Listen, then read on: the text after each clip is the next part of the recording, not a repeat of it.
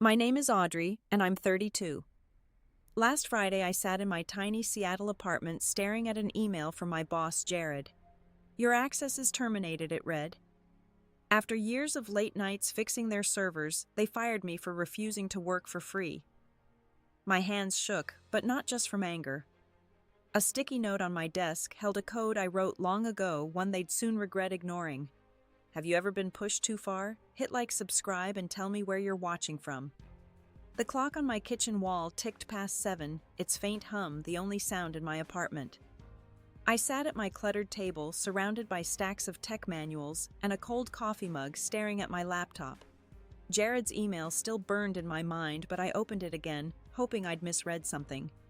Your refusal to meet team expectations has left us no choice, it said. Expectations. I'd spent 3 years at that startup, dragging their servers back from the brink more times than I could count, often past midnight unpaid. My fingers hovered over the keyboard, itching to fire back a reply, but what could I say? They'd already cut me out. I grabbed my phone instead, scrolling to Clara's number.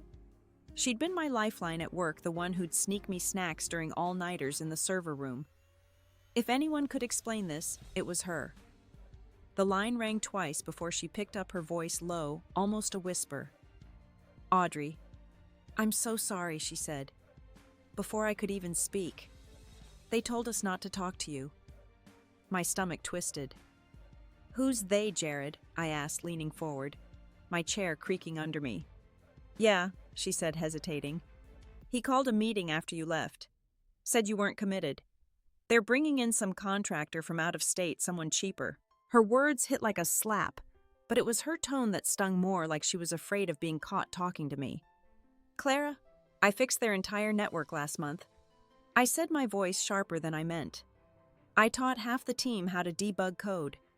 And now I'm not committed. I stood pacing the small space between my table and the sink, my socks catching on the frayed linoleum. I know, she said softly.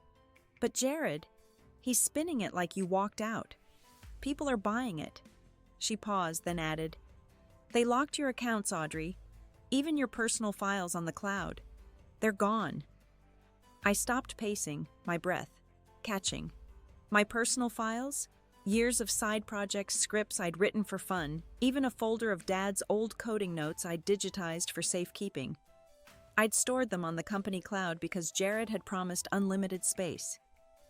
They can't do that, I said, more to myself than to her. That's mine. I tried to warn you, Clara said, her voice cracking, but they were watching my screen. I'm sorry. The line went quiet, and I could almost see her in her cubicle, glancing over her shoulder, her dark hair tucked behind her ears. I sank back into my chair, my phone still pressed to my ear. Thanks for telling me, I managed, though the words felt hollow.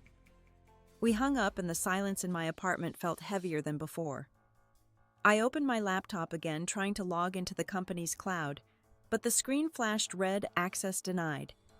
I tried my work email, my admin portal, even the internal chat app. All locked. It was like I'd never existed there. My eyes drifted to the backup drive on my table, a clunky old thing I hadn't touched in months. I plugged it in my hands, shaking as the drive whirred to life. Folders popped up filled with server logs, debug reports, and snapshots of code I'd written in the early days. I clicked through them, my heart racing, as I realized how much of their system relied on my work. Jared didn't know half of it.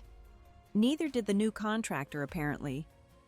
I leaned back my chair, groaning, and rubbed my temples.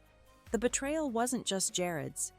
It was Clara's hesitation, the team's silence, the way they'd erased me without a second thought. I thought of calling Lucas, my brother, to vent, but I could already hear his voice, calm and practical, telling me to move on, to not make a fuss. He'd never understood why I stayed at that startup, why I cared so much about lines of code and blinking server lights. I stood and walked to the window, pushing aside the faded curtain. Seattle's skyline glowed faintly, all sharp edges and cold glass. I'd given that company everything, and they'd tossed me out like trash. My reflection stared back at me, tired but sharp, and I felt something shift inside. Not anger, not yet, but a quiet, stubborn resolve. They thought they could replace me. They were about to learn how wrong they were. I pushed away from the window, my reflection fading as I turned back to the room. The backup drive's faint hum felt like a heartbeat, steady and accusing. I sat down, scrolling through more files, each one a reminder of late nights spent untangling the company's messes. My eyes caught on a folder labeled Emergency Protocols, a set of scripts I'd written to automate server reboots. I'd shown Jared once, but he'd shrugged, saying, "Looks complicated."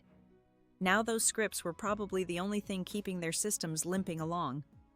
My phone buzzed, snapping me out of my thoughts. It was Lucas, his name glowing on the screen. I hesitated, my thumb hovering. I wasn't ready for his usual advice, all logic and no heart, but I answered anyway. "Hey, Audrey," he said, his voice too cheerful for the hour. "You okay, Mom? Said you sounded off last night." I gripped the phone tighter, my jaw clenching. I hadn't even told Mom about the firing, just mentioned I was tired. Of course she'd called Lucas, probably spinning it into something dramatic. "I'm fine," I said, though my voice betrayed me, sharp and thin. "Just work stuff." "Work stuff?" he repeated, skeptical. "Come on, you're always glued to that laptop." What happened? I could picture him in his tidy Portland condo sipping coffee, his life all neat edges while mine unraveled. I paced to the fridge, yanking it open for something to do. "They fired me, Lucas," I said, finally staring at a half-empty jar of pickles. "For not working weekends. For free." The words spilled out bitter and raw. I waited for his reaction, hoping for once he'd get it. He sighed long and heavy. "Audrey, you knew that job was a grind. Maybe it's a sign. Take a break. Find something less stressful." His tone was gentle, but it grated like he thought I'd been asking for this. "You're too smart to let one company wreck you." I slammed the fridge shut, the jars rattling. "It's not about the job," I snapped. "It's about respect. I built their systems, Lucas. Me. And they threw me out like trash." My voice shook, and I hated it. Hated how small I sounded. Okay, he said, backtracking. "But fighting them won't fix it. Just let it go. You'll land on your feet." I could hear the impatience creeping in, the same tone he used when I was a kid crying over a lost coding contest. He never understood why I cared so much. I stopped pacing, leaning against the counter, my free hand gripping the edge. "I gotta go," I said, cutting him off before he could say more. I hung up, tossing the phone onto the table. The room felt smaller, the walls pressing in. Lucas meant well, but his words echoed Clara's fear, Jared's dismissal. Everyone wanted me to swallow this and move on. I sat back at my laptop, the backup drive's folders still open. I clicked deeper, finding a log from last year, a night when the servers crashed during a major client demo. I'd stayed up until dawn rewriting code from scratch while Jared slept. The log showed my commits, time-stamped, undeniable proof of my work. I stared at it, my chest tight. They couldn't erase this, could they? My eyes flicked to a photo pinned to the corkboard above my desk, me and Dad at a tech fair when I was 15. He'd been so proud, showing off my first program to anyone who'd listen. "You're a problem solver, Athena," he'd said, his nickname for me. I touched the photo, my throat burning. He'd taught me to code to stand tall, but he wasn't here to tell me how to fight this. I opened a new tab, pulling up the company's internal wiki, hoping some backdoor access might still work. The login page loaded, but my credentials failed again. I tried a guest account, an old trick, but it was blocked too. My fingers froze over the keyboard. They hadn't just fired me. They'd buried me, locked me out of my own work, my own legacy. The resolve I'd felt earlier hardened, sharp and cold. I closed the laptop, the screen's glow fading. Outside rain started to fall, tapping against the window like a warning. They thought they could replace me, erase me.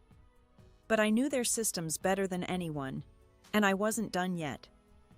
Rain streaked down my window, blurring the city lights as I sat in the dark, the weight of last night's resolve now tangled with exhaustion. I hadn't slept, my mind replaying Clara's whispers and Lucas's dismissal. My laptop stayed closed, the backup drive unplugged, but their presence loomed like ghosts. I needed air, needed to get it out of this suffocating apartment. I grabbed my jacket, the one with the frayed cuffs, and headed to the coffee shop down the street, hoping the familiar hum of chatter would ground me. The shop was crowded, the air thick with espresso and damp coats. I ordered a latte, my voice barely above a mumble, and found a corner table by the window. My hands wrapped around the warm mug, but my eyes drifted to two familiar figures at the counter. Reese and Dylan, my former teammates, stood there laughing over their coffees. Their voices carried sharp and careless, and I froze when I heard my name. She thought she was indispensable. Reese said, his smirk audible even from across the room. Jared said she barely kept up. Good riddance. Dylan chuckled, stirring his drink. Yeah, the new guy's already fixing her sloppy code. Jared's got it under control. My chest tightened like someone had punched the air out of me. I ducked my head, letting my hair fall over my face, praying they wouldn't see me. Sloppy code. I'd rewritten their entire database schema last year, saved their biggest client when the system crashed.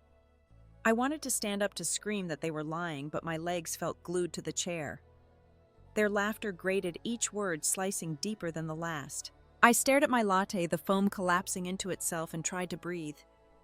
They didn't know I was here, didn't know how their words burned. But Jared did. He'd fed them. This story turned my work into a punchline. My fingers tightened around the mug, the heat scalding my palms, but I didn't let go. It was the only thing keeping me from shattering.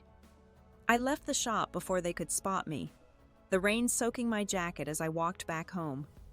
My phone buzzed in my pocket, but I ignored it, my mind stuck on Reese's smirk, Dylan's sneer. By the time I reached my apartment, my shoes were squeaking and my hands were trembling.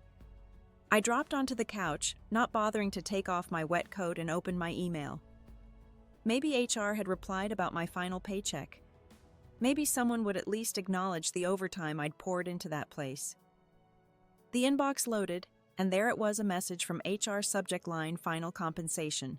My heart lifted for a split second, but as I read it, sank again. Per company policy, it said, overtime hours were voluntary and not eligible for payment. Your final paycheck reflects standard hours only. Voluntary. I'd never volunteered. Jared had demanded those hours, dangling promises of raises that never came. I scrolled to the bottom, hoping for an apology, an explanation, but there was nothing. Just a cold signature from someone named Karen I'd never met.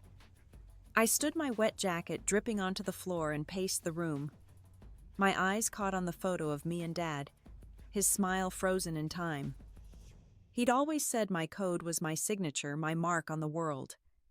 Now they were erasing it, denying the hours, the sleepless nights, the fixes no one else could manage. I wanted to call Clara to demand why she hadn't warned me about this, but I remembered her fear, her whispered apologies. She was part of this now, whether she meant to be or not. My phone buzzed again, a notification from LinkedIn.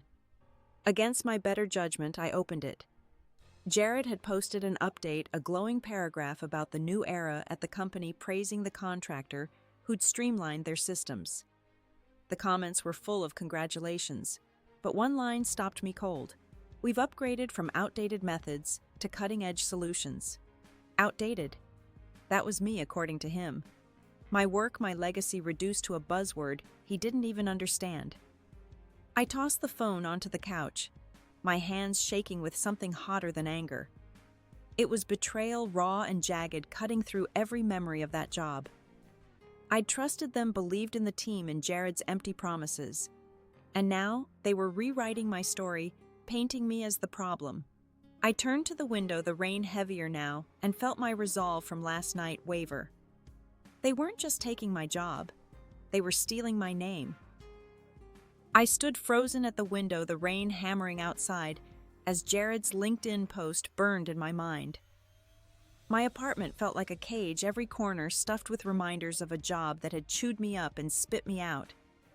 I grabbed my phone from the couch, my hands unsteady, and opened the company's internal chat archive on my backup drive. I needed something, anything, to prove I wasn't the failure they were making me out to be. The screen glowed with old messages, my name scattered across late-night threads, where I'd troubleshooted crashes, guided teammates, saved deadlines. But as I scrolled, a new message popped up in my personal email, the subject line like a knife: cease and desist. My breath caught. It was from the company's legal team accusing me of retaining proprietary data on my backup drive. They demanded I return all files immediately or face a lawsuit. A lawsuit I'd kept that drive for my own records, not to steal anything. My scripts, my logs, my fixes. They were mine, built from scratch in hours they never paid for. I read the email again, my pulse pounding in my ears. Failure to comply will result in legal action, it warned, signed by some lawyer I'd never heard of.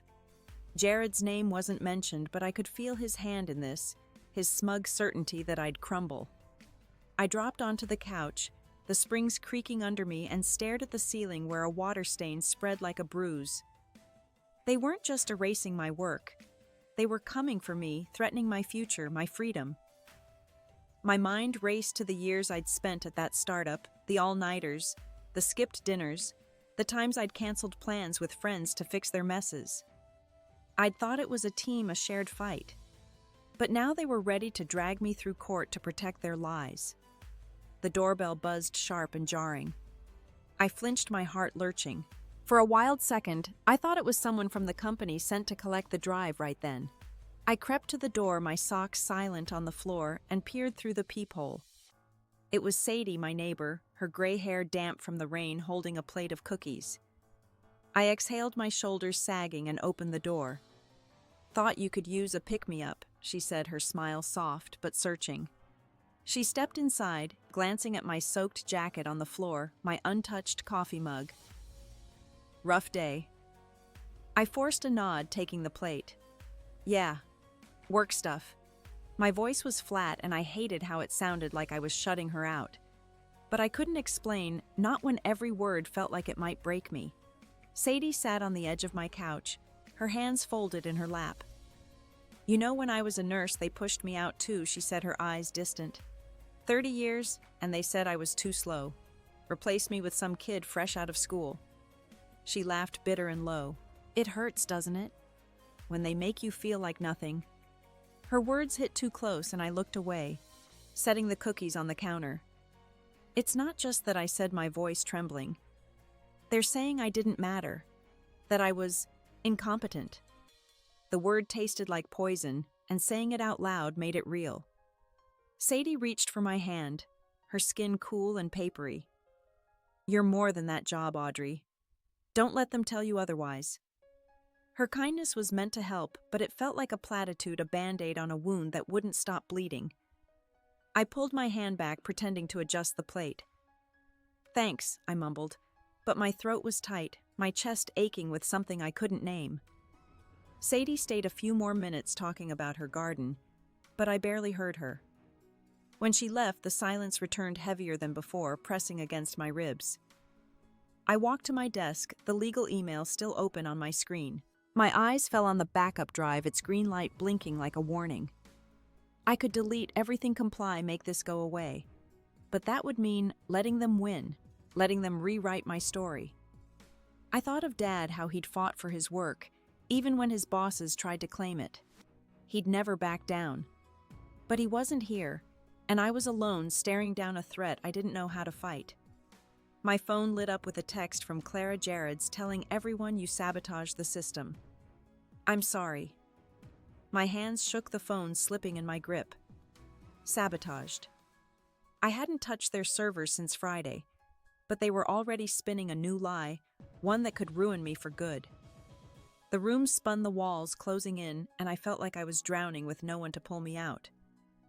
Sunday night settled over my apartment like a heavy fog, the city's hum muffled by the steady rain. I sat at my desk, the glow of my laptop casting shadows across the room. Clara's text from earlier, Jared's telling everyone you sabotaged the system, sat like a stone in my chest. I hadn't touched their servers, but the accusation clung to me, threatening to stain my name for good. My backup drive was still plugged in, its folders open, a digital map of the work they now claimed I'd ruined. I was scrolling through old logs, searching for anything to clear my name, when my phone rang, the sound slicing through the quiet. Clara's name flashed on the screen.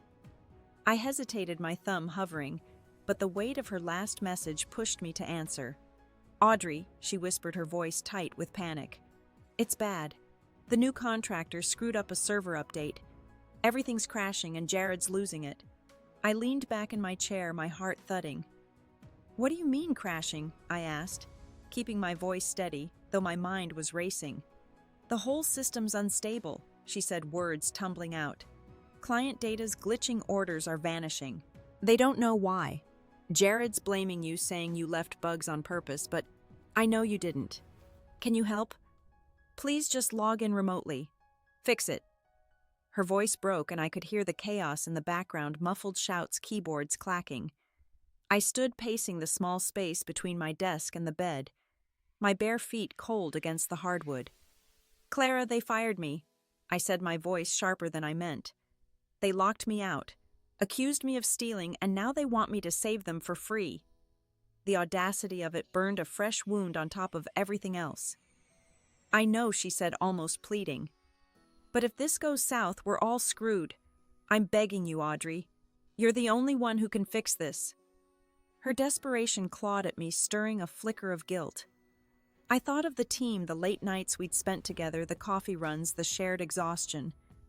But then I remembered Reese's laugh, Dylan's sneer, Jared's lies. They didn't deserve my help. I stopped pacing, my eyes landing on a sticky note taped to my monitor. It was old, the ink faded, but the code scrawled on it was unmistakable: Athena. My kill switch, written years ago when I'd first built their servers. It was a safeguard, a way to lock the system if someone tried to tamper with my work. Only I knew how to toggle it, and without me, the servers would grind to a halt by Monday morning. I'd forgotten about it until now, buried under the chaos of the last few days. Audrey, are you there? Clara's voice pulled me back. Please, just tell me you'll try. I sank onto the edge of my bed, the mattress sagging under me. I can't, I said, my voice low but firm. They made their choice, Clara. I'm done. The words felt final, like closing a door, but my stomach churned. Was I punishing them or protecting myself? I didn't know anymore. She went quiet, then whispered, I'm sorry, before hanging up. The silence that followed was deafening, broken only by the rain's steady tap. I stared at the sticky note, my fingers brushing the paper. Athena. Dad's nickname for me, a reminder of the strength he saw in me. He'd taught me to code, to fight for my work, but he'd also warned me about people like Jared who'd take everything and give nothing back. My phone buzzed again, this time, a text from an unknown number. This is Jared. Fix the servers now or we'll sue you for sabotage. Your call. My blood ran cold. Sue me. For their contractor's mess. The threat was absurd, but it hit like a hammer, shaking the fragile resolve I'd been clinging to. I dropped the phone onto the bed, my hands trembling. They weren't just erasing me, they were trying to destroy me, to pin their failure on my name. I stood, my breath shallow, and walked back to my desk. The backup drive's folders stared back at me, a record of my work, my worth. But the sticky note held my attention. Its code, a quiet power I'd almost forgotten. If I did nothing, the kill switch would activate at 9 tomorrow morning and their servers would collapse. No one else knew how to stop it. Not Jared, not the contractor, not Clara. The choice was mine, and it was tearing me apart. My hands shook as I stared at Jared's text, the words, sue you for sabotage, searing into me like a brand. The rain outside had slowed to a drizzle, but inside my apartment the air felt thick, unbreathable. I set the phone face down on my desk, its screen still glowing faintly, and pressed my palms to my eyes, trying to stop the room from spinning. The kill switch code on the sticky note seemed to pulse in the dim light, a silent question I wasn't ready to answer. Could I really let their servers crash? Could I live with being blamed if I didn't? I stumbled to the kitchen, my bare feet catching on the rug, and filled a glass with water from the sink. My throat was dry, but the water tasted metallic like regret. I leaned against the counter, the cold edge biting into my hips, and tried to think. Jared's threat wasn't just a bluff, it was a declaration of war. He'd already painted me as the villain to the team, to clients. Now he was ready to drag my name through the courts, to make sure no one in tech would touch me again. My laptop pinged a soft chime that felt like a gunshot in the quiet. I walked back to my desk, my legs heavy, and saw a new email in my personal inbox, this time from a company-wide distribution list. The subject read, "Important update on system issues." My stomach lurched as I opened it, knowing whatever was inside wouldn't be good. The message was from Jared, addressed to every employee, every client, even vendors I'd never met. Due to deliberate negligence by a former employee, it began, "Our systems are experiencing critical failures. We are pursuing all legal avenues to address this misconduct." My name wasn't mentioned, but it didn't need to be. Everyone knew. I could imagine Reese and Dylan reading this, nodding along, their coffee shop laughter echoing in my head. I could see Clara, her face pale, forwarding it to the team with a guilty glance. The email went on, detailing evidence of my supposed sabotage timestamps from server logs, twisted to look like I'd planted errors before I left. It was a lie, every word of it, but it was crafted so carefully, so viciously, that it felt true. I sank into my chair, the wood creaking under me, and read the email again, each sentence a fresh cut. My hands hovered over the keyboard, itching to reply, to scream that I'd saved their systems 100 times, that their contractor was the one who'd botched the update. But who would believe me? Jared had the team, the clients, the lawyers. I had a backup drive and a sticky note, and neither could undo this. A memory hit me sharp and unbidden of Dad sitting at our old kitchen table, his glasses slipping down his nose as he debugged code. I was 16, watching him fight a patent dispute with his company, one that claimed his work as their own. "They'll try to break you, Audrey," he'd said, his voice steady but tired. "They'll take your work, your name, everything if you let them." He'd won that fight, but it cost him years, his health. Now here I was, facing the same theft, the same erasure, and I didn't know if I had his strength. My phone buzzed again, another text from Jared, "Last chance. Log in by midnight or we file tomorrow." The clock on my wall showed 10:47 p.m. 1 hour to decide. I stood my chair, scraping the floor, and walked to the window, the glass cool against my forehead. The city stretched out below its lights, indifferent to my unraveling. The kill switch would trigger in 10 hours, shutting down their servers, exposing their lies. But it would also confirm their story, that I was the saboteur, the traitor. If I logged in, I'd save them, but I'd lose myself, handing over my work, my pride, for nothing. I turned back to my desk, the sticky notes code staring up at me like a dare. My chest ached, a hollow, crushing pain that wasn't just anger or betrayal anymore. It was the weight of being seen as nothing, of knowing they'd already won the story. I slid to the floor, my back against the desk, and buried my face in my hands. The rain picked up again, a low roar, and I felt like I was falling with no ground left to catch me. Monday morning broke over Seattle, the sky a pale gray that seeped through my blinds. I sat on the floor, my back still against the desk where I'd stayed since collapsing last night. Jared's final text. "Log in by midnight, or we file tomorrow," glowed on my phone, now dead from a drained battery. The clock read 8:03 a.m. In less than an hour, the kill switch I'd coded Athena would trigger, and their servers would grind to a halt. I hadn't logged in. I hadn't saved them. And for the first time in days, I felt a flicker of something like power. I stood, my legs stiff, and stretched the ache in my shoulders, a reminder of the weight I'd carried. My apartment was a mess. Coffee mugs, wet jacket, papers scattered, but I didn't care. I walked to my closet and pulled out Dad's old coding camp t-shirt, faded blue with a pixelated logo. I slipped it on the fabric, soft against my skin, and felt him with me, his voice echoing, "Protect your work, Audrey." Today I would. I plugged in my phone to charge and powered on my laptop, the screen flickering to life. The backup drive was still connected, its folders a testament to my years at that startup. I opened the chat log I'd found days ago, one where Jared admitted only I could stabilize their servers. It was time to use it. I started drafting an email to HR, my fingers steady as I typed. "I'm writing to address the false claims made against me. I began attaching the log as evidence. I demand payment for my overtime hours and a public correction of the sabotage accusations." Each word felt like a brick building a wall between me and their lies.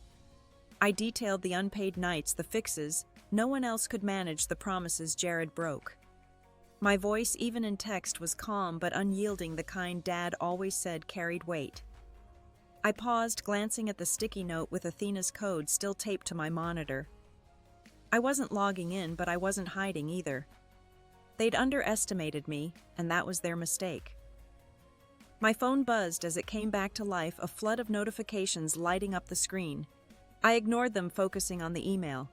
I added a line about the legal threat, calling it baseless and manipulative, and requested a formal apology for the company-wide email that smeared my name. My chest tightened as I wrote the memory of that email, Jared's calculated words still raw. But I kept going, my resolve hardening with every sentence. I saved the draft and opened a new tab, searching for Tessa, a friend from college who'd gone to law school. We hadn't talked in months, but she'd always been fierce, the kind of person who'd take on anyone.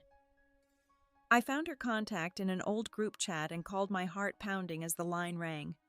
Audrey. She answered, her voice warm but surprised. It's been forever. You okay? Not really. I said, my voice low but steady. I told her everything, the firing, the accusations, the cease and desist, Jared's threats. I mentioned the kill switch, careful not to say I'd let it run, only that it existed. Tessa listened, her silence sharp and attentive, until I finished. Can you help me? I asked, gripping the phone. I need to fight this, but I don't know how. Audrey, they're bluffing, she said, her tone all business. That cease and desist is a scare tactic, and accusing you of sabotage without proof, that's defamation. Send me everything, emails, texts, that chat log. I'll review it pro bono. They don't get to bully you. Her confidence was a lifeline, pulling me back from the edge I'd been teetering on. I exhaled, my shoulders loosening for the first time in days. Thank you, Tessa, I said, my voice catching. I didn't know who else to call. Girl, you should have called sooner, she said, a smile in her voice. We've got this. I'll draft a response to their legal team today. You focus on you. We hung up, and I felt a spark ignite inside me, small but fierce. I wasn't alone anymore.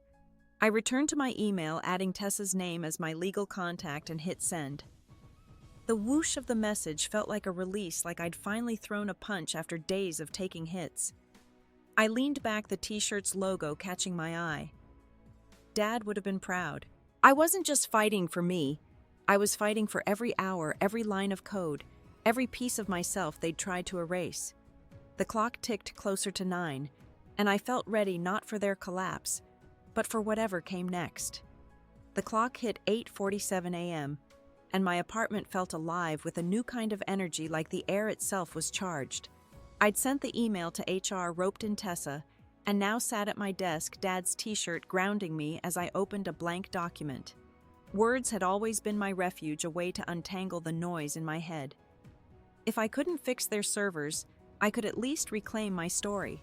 I titled the document, What They Don't Tell You About Loyalty, and started typing, my fingers flying across the keyboard.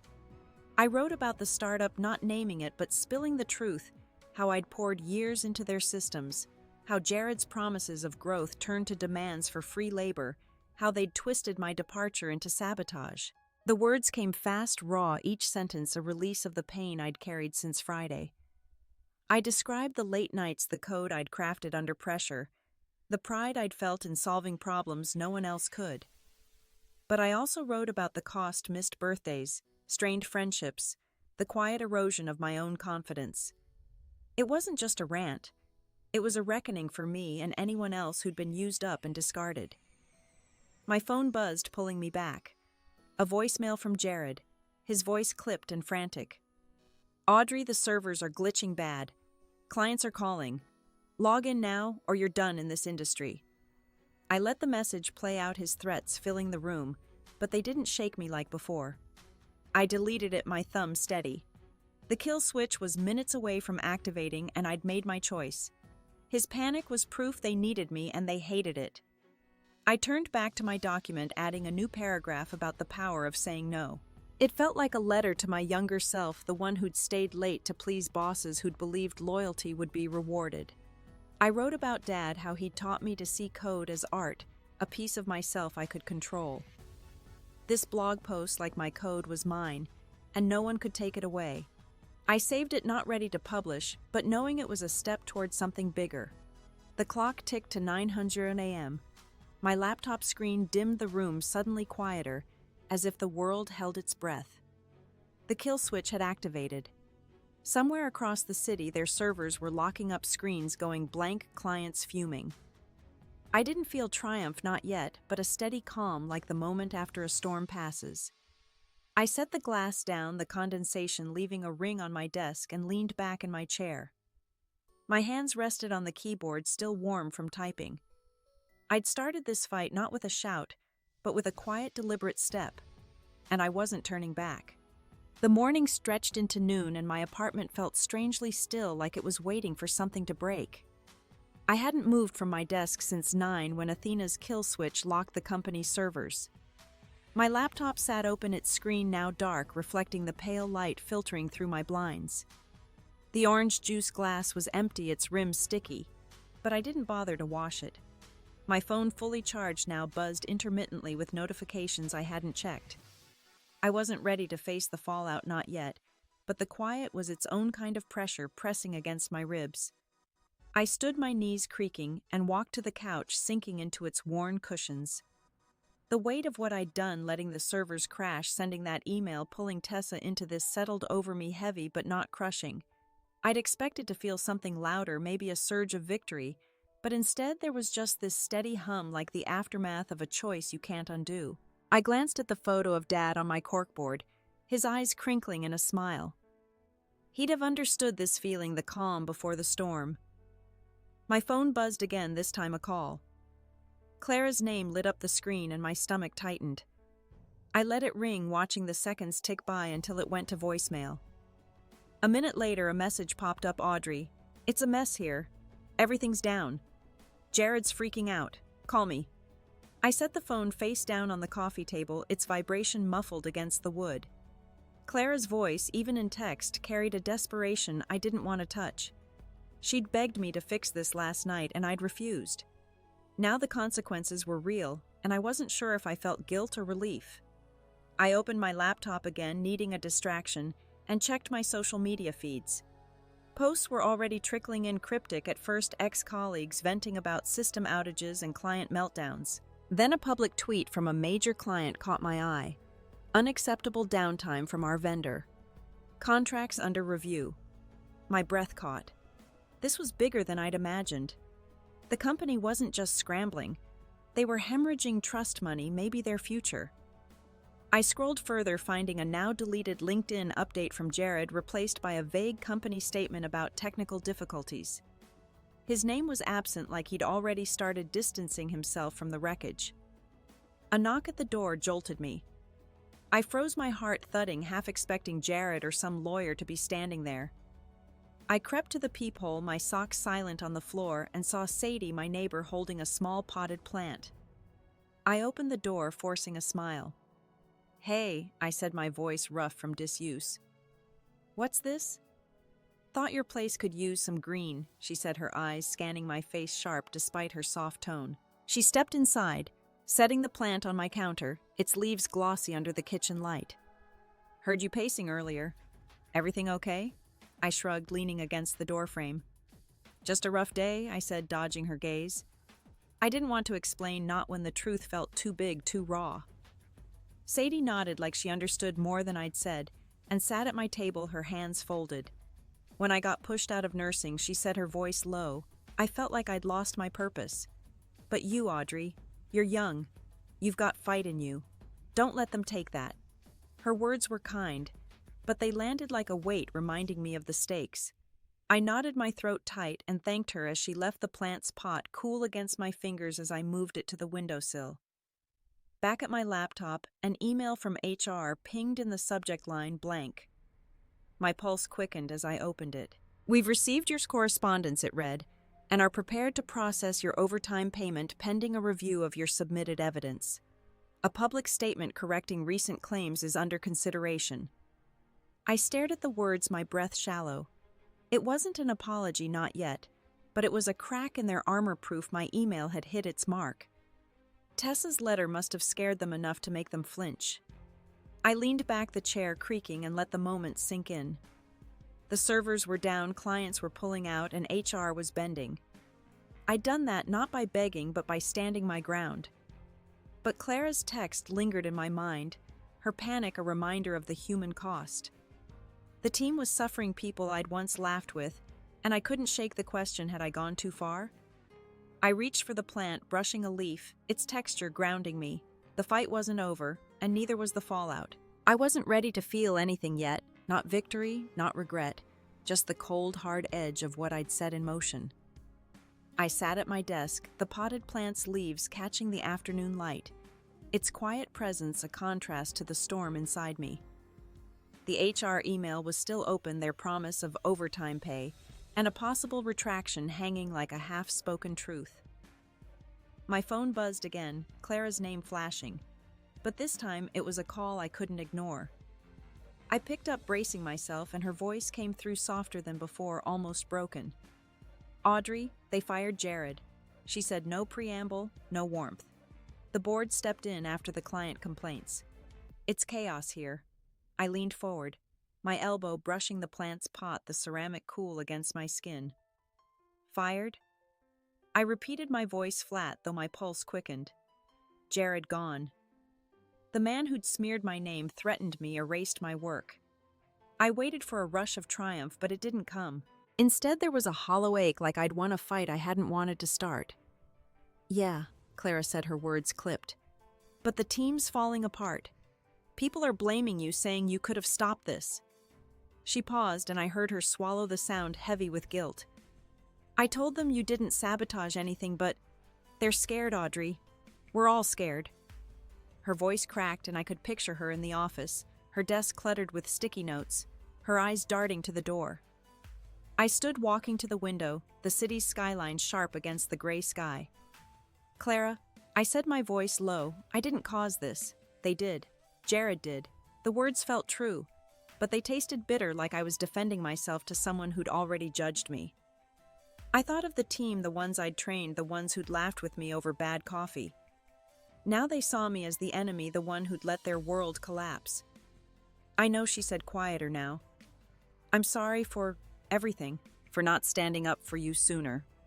Her apology was raw, but it landed like a stone, too late to change anything. "Can we talk maybe later? I don't want to lose you." I pressed my forehead to the glass, its chill grounding me.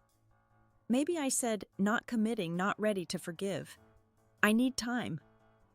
We hung up, and the silence in my apartment felt sharper, like it could cut. Clara's words lingered, her apology a thread I wanted to pull but couldn't. She'd been my friend, but she'd stayed silent when it mattered most. That hurt almost as much as Jared's lies. I returned to my laptop, my fingers hovering over the keys. A new email from Tessa popped up, her tone brisk. Their legal team's backpedaling. "They're offering a settlement, your overtime plus a retraction. I say we push for more. Call me." I stared at the screen, the words blurring. A settlement meant money, maybe justice, but it also meant this was real, the damage, the fallout, the end of a life I'd built. I closed the laptop, not ready to reply, and picked up my phone instead. A text from an unknown number waited, short and formal. "This is Harper, former client from your company. Heard about the outage. Need a freelancer for our new project. You." In my breath caught. Harper, the client. I'd saved during that server crash last year, the one who'd sent me a thank you note I'd tucked away. Her offer was a lifeline, a chance to rebuild, but it also felt like a spotlight exposing how far I'd fallen. I set the phone down, my hands unsteady, and looked at the plant, its leaves still imperfect. The world was moving. Jared fired Clara, reaching out. Tessa fighting Harper, offering a way forward. But I felt stuck, like I was watching it all through a window I couldn't open. The victory I'd clawed for was here in pieces, but it came with a cost I hadn't expected. I'd wanted them to see my worth, but now all I could see was the wreckage of the company, of friendships, of the person I'd been. I sank onto the couch, my hands in my lap, and let the quiet take over, heavy and unyielding, like a truth I wasn't ready to face. Tuesday morning dawned soft, the kind of light that slipped through my blinds, and made the world feel gentler than it was. I woke on the couch, my neck stiff from sleeping at an odd angle, the potted plant from Sadie still perched on the windowsill like a quiet sentinel. My phone lay silent on the coffee table. No new messages from Clara or Tessa, and for once I didn't mind. The chaos of yesterday, Jared's firing, the company's collapse. Harper's offer felt distant, like a storm that had passed, leaving only echoes. I stood stretching and decided I needed to get out.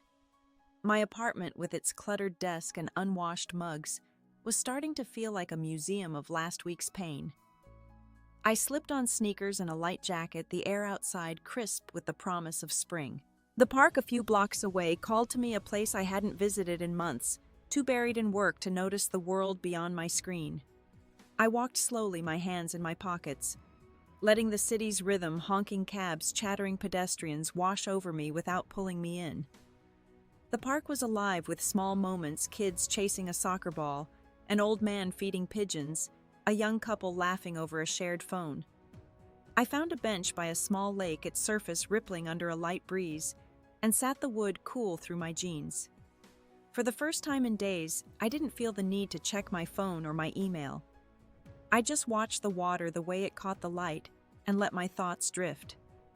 I thought about the girl I'd been at 22, fresh out of college, coding late into the night, because I believed it would mean something. I'd wanted to build things, to leave a mark like Dad had. But I'd let that startup define me, let Jared's approval become my measure of worth.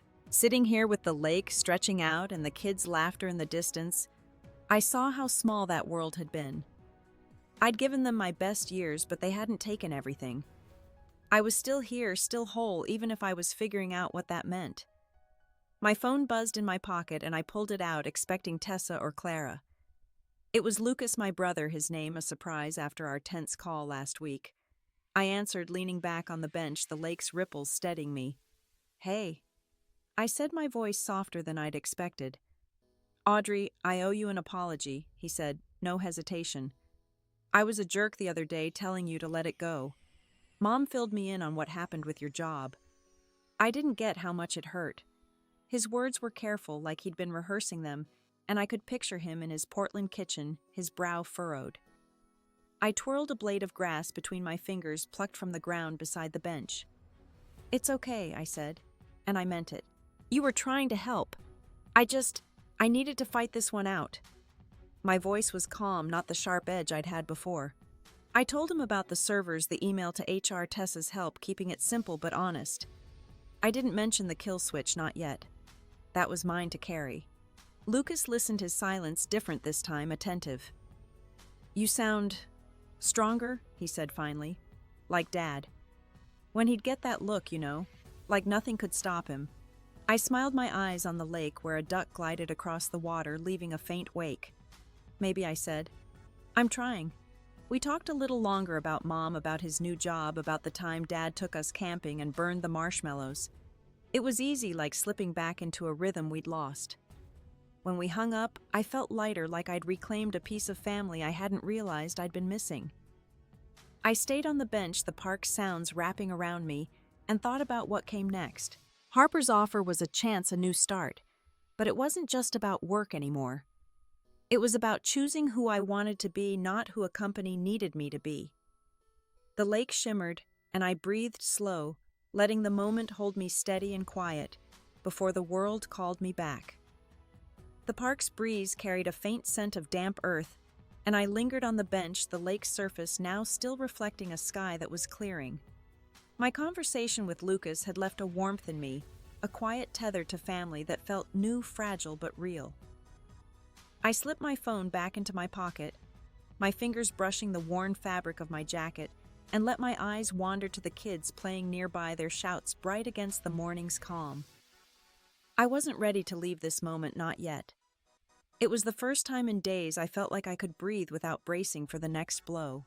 I stood, my sneakers scuffing the gravel path, and walked toward a small wooden bridge that arched over a stream feeding the lake. The boards creaked under my weight, and I paused at the center, leaning on the railing, the wood smooth and cool under my palms. Below, the water moved slow, carrying a single leaf that spun lazily in the current. I watched it, my mind drifting to the blog post I'd started yesterday, the one I hadn't published. It was still there, waiting, a piece of me I'd poured out when I had nothing else. I'd written it to reclaim my voice, but now I wondered if it was also a way to let go. My phone buzzed, a soft vibration against my hip. I pulled it out, expecting Lucas again, but it was an email from Harper, the client who'd reached out yesterday. "Loved your portfolio," she wrote. "Can you draft a pitch for our project? No rush, but we're excited." I read it twice, the words sinking in. A pitch. A chance to build something new on my terms, without the shadow of a boss like Jared. I typed a quick reply promising to send something by tomorrow and hit send, my thumb steady. It wasn't a victory, not yet, but it was a step, small and deliberate, like the leaf moving downstream. I slipped the phone back into my pocket and looked out over the park, where an older woman was sketching in a notebook, her pencil scratching softly.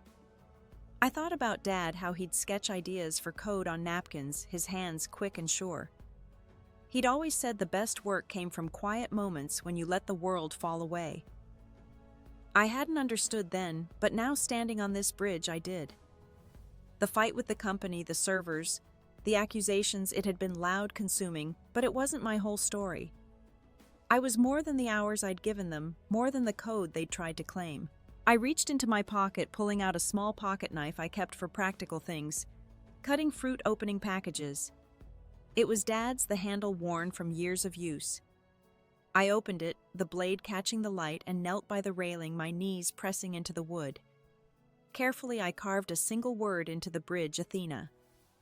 It was small, barely noticeable, but it felt right, a mark of who I'd been and who I was becoming. I closed the knife and stood, slipping it back into my pocket, the weight familiar, grounding.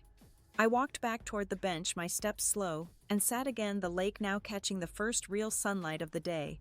I thought about the community center a few miles away, where I'd seen a flyer about a coding workshop for teens. I'd never taught before, but the idea stirred something in me, a chance to pass on what Dad had given me. I pulled out my phone and found their website, filling out a volunteer form before I could second-guess myself. My fingers paused over the submit button, then pressed at the confirmation page, a quiet promise to myself.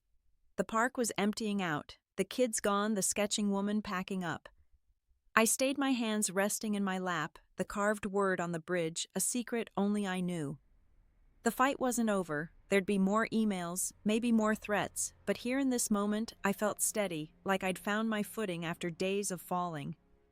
The lake gleamed, and I let my breath slow, each inhale a little deeper, each exhale a little softer, carrying me toward whatever came next. A week had passed since the park, and my apartment felt different now, like it had finally caught its breath. I'd spent the morning tidying, stacking old tech manuals in a corner, washing mugs that had sat too long. The potted plant from Sadie thrived on the windowsill, its leaves a bright green against the Seattle gray. I stood at my desk, a new notebook open, its pages crisp and blank. I'd started jotting ideas for Harper's project, not code this time, but a plan for a system I could build from the ground up. It was small, just a contract, but it felt like mine, something no one could take. I sat the chair, creaking softly, and opened my email. A message from HR waited, the subject line, simple resolution. My pulse quickened, but I read slowly, letting each word land. They'd processed my overtime payment, a number that made my eyes widen, and issued a public statement retracting the sabotage claims. "We regret any distress caused." It read, not quite an apology, but close enough. I leaned back, exhaling, the tension in my shoulders loosening. It wasn't everything, but it was proof I'd fought and won something back. I closed the laptop and walked to the kitchen, filling a kettle for tea. The routine was new, something I'd picked up this week, boiling water, steeping chamomile, sitting with a mug instead of a screen. It was quiet work, deliberate, like I was teaching myself to exist without rushing. As the kettle hummed, I thought about the blog post I'd finished last night. I'd published it not on some big platform, but on a small site I'd built myself, just a corner of the internet where I could speak. The post wasn't angry anymore, not like when I'd started it. It was about value, about knowing what you're worth, and holding to it, even when it hurts. Comments had trickled in, strangers sharing their own stories, their own fights. I hadn't expected that the way my words could ripple. The kettle clicked off and I poured the water, the steam curling up warm against my face. I carried the mug to the couch, settling into its familiar sag, and sipped the chamomile, sharp and soothing. My phone sat on the coffee table, its screen dark, no urgent buzzes for once. I'd texted Clara yesterday a short message. "I'm okay. Let's talk soon." She'd replied with a single word. Good, and I'd left it there, not pushing, not pulling. We'd find our way, or we wouldn't. I was learning to let things be. I glanced at the notebook on my desk, the pitch for Harper half written. I'd work on it later, maybe tonight when the city quieted and my thoughts felt clearest. For now, I was content to sit the mug, warming my hands, the apartment soft with morning light. I thought about the community center where I'd start mentoring next week, teaching kids to code like Dad had taught me. It wasn't grand, just an hour a week, but it felt like planting something that could grow. I set the mug down, the ceramic clinking gently, and leaned back, my eyes drifting to the ceiling. The water stain was still there, fainter now, like it was fading with time. I'd spent so long fighting to be seen, to prove I wasn't nothing. Now sitting here, I didn't need their eyes on me anymore. I saw myself, and that was enough. The world outside hummed, but in this moment I was still, my breath steady, my heart at ease, ready for whatever came next. The afternoon light shifted, casting long shadows across my apartment as I stood by the window, the city's hum a steady backdrop. I'd spent the last hour sketching out ideas for the community center workshop, simple coding projects for teens that could spark the same curiosity Dad had ignited in me. The notebook lay open on my desk, its pages filled with loops and logic, but also notes on how to listen, how to encourage kids who doubted themselves. It was new territory teaching, but it felt like a bridge between who I'd been and who I was becoming. I walked to the bookshelf, my fingers trailing over the spines, and pulled out a small frame I'd tucked away months ago. It held a thank you note from a client, not Harper, but someone else I'd helped during a late-night server fix. "Your work saved us," it read in neat looping handwriting. I'd dismissed it back then, too busy to let it sink in, but now I set it on the desk next to the plant. It wasn't about the praise. It was about remembering I'd made a difference even when I felt invisible. My phone buzzed, a text from Sadie. "Saw your blog. Proud of you." I smiled, small but real, and replied with a quick thanks. Her words, simple as they were, carried weight. She'd read my post, seen the raw edges of my story, and still saw strength. I thought about the strangers who'd commented, their stories of being undervalued, pushed aside. It wasn't just my fight anymore. It was theirs too, and that connection, fragile as it was, felt like a kind of healing. I sat back at my desk, opening my email to find a new message from Harper. She'd accepted my pitch with a contract attached starting next month. I read the terms fair and clear and felt a quiet pride. This wasn't the startup with its broken promises and endless demands. This was work I could choose, work that respected me. I signed the contract digitally, my fingers steady, and sent it back, the act feeling like a door opening, not closing. I leaned back, my eyes drifting to the frame, the note's words catching the light. I thought about the last week, the anger, the fear, the fight. I'd lost things, friendships, trust, a version of myself I'd clung to. But I'd gained something too, something harder to name. It wasn't just strength or justice. It was the clarity that came from standing still, from refusing to let someone else's story define mine. I'd learned to see my own worth, not through their eyes, but through my own, and that was a freedom I hadn't known I needed. The lesson wasn't loud or grand. It was quiet, woven into the choices I'd made, the ones I was still making. You don't always win by being the loudest or the strongest. Sometimes you win by knowing when to walk away, when to hold your ground, when to build something new. It's about carrying your own light, even when the world tries to dim it, and trusting that it's enough. I want to hear from you. What's a moment you found your own strength even when it hurt? Leave a comment below, and if this story touched you, please like and subscribe to join me on this journey. Share it with someone who needs to hear it too. Thank you for listening, for being here. Here's to finding our light one step at a time.